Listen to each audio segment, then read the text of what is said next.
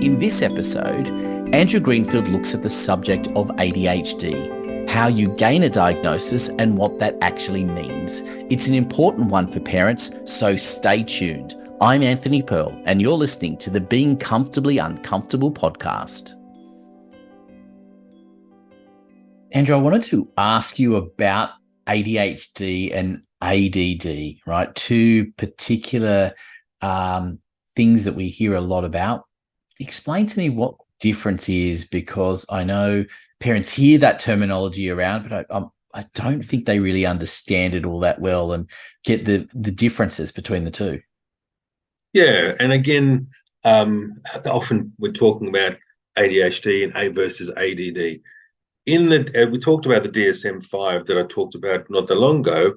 When you talk about specific learning disorder and you have to fulfill certain criteria to meet the disorder, it's the same with ADHD. Now, officially, it's called Attention Deficit Hyperactivity Disorder, ADHD. That's what it's called. But with ADHD, you can have three different subtypes. So there's purely the inattentive type, where you can't pay attention and focus, and it's not necessarily that obvious. You can have the purely hyperactive impulsive type, where you have difficulty physically sitting still. You're very impulsive with your thoughts and your actions, which is obviously more obvious looking at the child. And you can have a combined type. So more often than not, when people talk about ADD, they're more often talking about without the hyperactivity. But officially, the terminology is ADHD. That can be with or without the hyperactivity, or it can be combined inattentiveness and the hyperactive impulsivity, or just the hyperactive impulsivity on its own. So it's those three separate subtypes. But there is no difference necessarily officially between ADHD and ADD. Besides, depends what you're talking about. Depends which subtypes you're talking about. And I think that's the distinction. So, it's generally known as ADD, and that's it. But that's the official term is ADHD and which subtype. I'm interested in your professional opinion on this, because I hear, ADHD thrown around a lot, almost in a self-diagnostic fashion. People said, "Oh, yes, that's the reason why." I mean, how difficult is it actually to properly diagnose, and and how useful is it? I suppose the second part of the question, with people doing that kind of self-diagnosis. Yeah, and it's like doing an IQ test. You go online and you do what's called an IQ test. Well, an actual formal IQ test, for example, has to be one-on-one. It has to be the examiner has to get certain key measures. Same with ADHD. You can fulfill a checklist online, and it might come up with some sort of criteria for ADHD. But is that the official diagnostic criteria according to the actual DSM-5, which is the holy grail of criteria? No, most likely not. So we've got to make sure that anyone talking about or thinking about the diagnosis, it has to be done properly by the appropriate people. Whether it's a child psychologist, whether it's a pediatrician, whether it's a psychiatrist, they're the ones who are trained in the actual diagnostic criteria. So I think we can all, and you have to meet 6 out of the 9 criteria for it to be significant. There are certain age limits that you have to go by. You have to have had symptoms by a certain age with ADHD. It has to be persistent. It has to be consistent in lots of different environments. So there are strict criteria that have to be met in order to come up with an actual diagnosis. But at the moment, it is symptom-based. It is symptom-based, and it is subjective, based on rating questionnaires that we get parents and teachers to fill out for, I guess, up to 18. And then once you're an adult, there is self-rating questionnaires that somebody fills out as well. So, and obviously we look at the background and the history, and more often than not, we'll do a psychometric assessment that will help gather a whole lot of information. So it's a combination of all of those factors. There are a whole lot of other measures that people use. Sometimes people use what's called the continuous performance task, which is a little test on a computer, and you've got to press a button every time you see a certain number or something comes up. That can be useful in some respects. There's a whole lot of other range of assessment tools that some people use. There is no one ADHD test. You can't do a blood test. You can't do a brain scan necessarily. There are certain markers of of the neuro. So there are certain neurobiological markers that can be used, but unfortunately, not going to routinely do a CT scan on any one particular person, because it's just not. It's not going to happen. It's not viable. So it's not reasonable to do that. So we have to use. It is subjective to some degree, but there are certain criteria that have to be met, and it's a combination of factors that people should look at, not just yes or no, or not just a tick box and that's it. So I suppose the next part of the equation is then, okay, you've got an official assessment. What does it actually mean? For you as a parent, and indeed for the child. Yeah. So once someone has a diagnosis through whichever measure they had, there are a few different ways of moving forward. One way is to go and see a developmental pediatrician or a specialist developmental pediatrician or psychiatrist. And I guess what they do, what we don't do, is they deal with the medical side of things. And they may do blood tests that look at iron levels, or they may talk about medications if that's appropriate, stimulant medications. That's what psychologists don't deal with. We don't deal with medications. So that's one possibility. Obviously, the other thing that can be done, and more often than done, is behavioural strategies and techniques. And I would be working with the parents and the child in combination of together and separately as to what they can do and what are some specific strategies that they can work on as well. And it's about, which brings me into it brings me into that whole idea of what you were talking about, the reason for the name of the show being Be Uncomfortably Comfortable. I mean, I suppose that's the question, is what does it mean for the child when they're diagnosed with ADHD? How much does the diagnosis help them in knowing, and how do they cope with how they're feeling? Yeah, so ADHD is a deficit. ADHD is a deficit of a drug in the brain, and it's not necessarily a child's fault. They haven't caused anything, they haven't anything. So more often than not, they will take maybe stimulant medication, which increases the production of the drug in the brain to the normal levels. So that's one part the medication can play, but at the same time, they have to be able to come up with strategies to be able to help them focus and concentrate and organize themselves. And more often than not, when they are disorganized or they can't focus, they feel a bit uncomfortable. And that's part of even ADHD is associated with being a bit trying. You have to learn to be a little bit comfortably uncomfortable, because that's just part of our personality. That's just part of who we are. So even with ADHD, that's really important to learn to be okay. It's not a criticism. It's not a negative. And a lot of the times we actually talk about ADHD as being a superpower.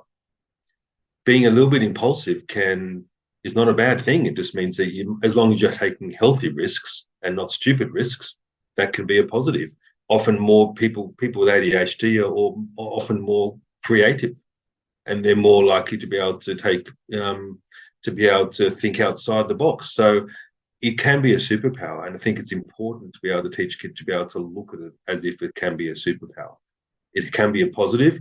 We don't want it to be used as an excuse as to why you can't do things, because it's important to get kids to be able to take control over what they can control. And yes, if you have difficulty in a certain area with, may it be organizational skills or focus and concentration, there are things that you can do to be able to help with that. And once we're an adult, we can get somebody else to organize ourselves, or to organize our diary, or we can hire someone to do that. So we don't always have to be the best at doing all of that. It's important to be able to learn to live with who you are and what you've got, and but you can improve on certain areas as well, and that's part of why we do that original psychometric assessment, to find out if there is an area that needs improving, and there are things that can be done to be able to improve on key areas. I loved what you said about treating it as a superpower, because these sorts of things, whatever it is of who you are as a personality, should be taken advantage of. And I know in in a business sense, and most business people out there will be very familiar with a whole series of different personality type tests that can be done these days, and how you should be mixing this person and that person. And I think being self-aware of where you are from a child onwards can be something you can really use to heighten your career, to heighten what you can do and what you love doing. Yeah, absolutely. We've got to be able to, everyone's got different strengths and weaknesses and different learning styles, and we don't have to be any particular one style. And it's important to be able to embrace what you do have. As I said, the area, you can have different deficits in certain areas, and we can work on that, and that's great. But we've got to embrace what it is that we can do as well, and use that as best as we can. Yeah, and I think that's an important point as well. It is about setting those expectations, and I think that is that part of the strategy that you would work together with a parent and with the child on. How do I actually make sure that we're taking advantage of of what the superpower is, but also not being limited by that. Yeah, absolutely. I think we've got to be sensible in terms of that, and we may have limitations in terms of what we can do, and we need to acknowledge that and say, well, if we can't sit down and focus, we've got very difficulty focusing for long periods of time. Well, let's not focus for long periods of time, and maybe sit down, work for 20 minutes, get up, have a break for 5 minutes, work for another 20 minutes. So there are certain organizational strategies that we can use. If that's the way that we learn. Some people might be able to sit down for half an hour, and that's great. So we've got to be able to try and brainstorm it with parents and their child to figure out the way that they learn the best based on all the information that we have. And a lot of that information may come from a psychometric assessment. It may come from a specific diagnosis. It may just come by saying a child prefers to work a certain way, and that's okay as well. So we've got to, anytime I'm looking at any profile, cognitive profile or psychometric assessment, I've got to take all of that information into account, not just focus on one bit and another bit. And even it is, yes, you can improve the areas that need to be able to be improved, and there's a whole lot of different strategies that can be used. But at the same time, I often say within a school environment, they're not necessarily going to wait until you improve that area of weakness, because that might take a few months. It's a process that takes time. So what they need to be able to do is also focus on, well, be realistic and say, well, accept that's the way that it is, and not necessarily get a child to rely on their poor working memory, for example, or on their processing speed, and learn to accept that and have strategies to help them around that. And I think eventually when they're in year 12 or year 11, year 12, you can have special provisions in some cases where you can have extra time, or you can have a reader or a writer, depending on what your strengths and weaknesses are. It's not that easy to get these days, but we're trying to basically get every child to perform to the best of their ability, and make it as fair and reasonable as possible. I think what you've summed up there, as well as how important it is, going back to the beginning of this little discussion, is that getting a proper diagnosis and developing those strategies is super critical. It's not something to be afraid of. It is something that there's a process, and there's a real advantage in following that. Yeah, absolutely. Absolutely. And it often, ADHD, for example, often there are comorbid factors. So there are often other factors that go along with something. Someone has ADHD, they might have a ADHD and they have a learning difficulty. They might have a language difficulty. They might have issues with anxiety. So often it's not just the one factor. It can be complicated, where a child has difficulties in a whole range of different areas. And then we have to try and make sure that we're accommodating for all of those factors as well. So it can be quite complex, and it's not just a yes/no answer that we're coming up with. But at the same time, it is in coming up with a specific diagnosis, there are certain criteria that have to be followed, and there's a process that has to be followed as well. And that's really important to make sure that it's done appropriately, properly, by the appropriate professional as well.